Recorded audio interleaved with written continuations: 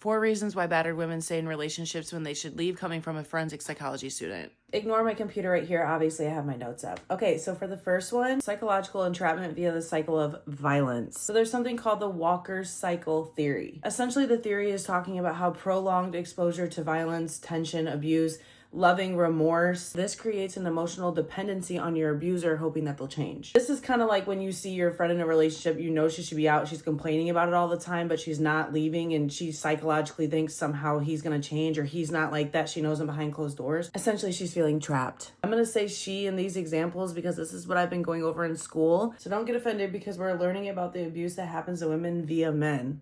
Okay, chill. Okay, the second one, learned helplessness. It takes the average person 7 times to try to leave a DV situation. This goes in there. So I'm going to read it straight from here. After repeated attempts to resist or escape fail, many victims develop a belief that they are powerless to change their situation. This results in passivity, resignation, and an inability to take action even when opportunities leave to become available. This one we're all going to know because everyone associates it with narcissism, but the isolation and lack of support.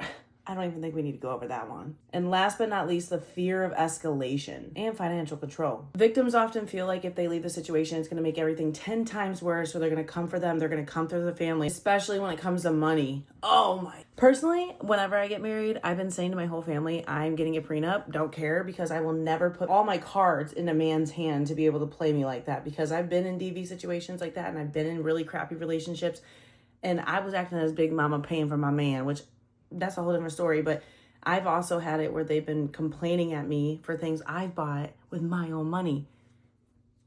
Now, remember, these are only 4 symptoms that we talked about today in class, so I wanted to bring it up to you guys. There's obviously a lot more. We can go over them more if you guys want, but know the signs.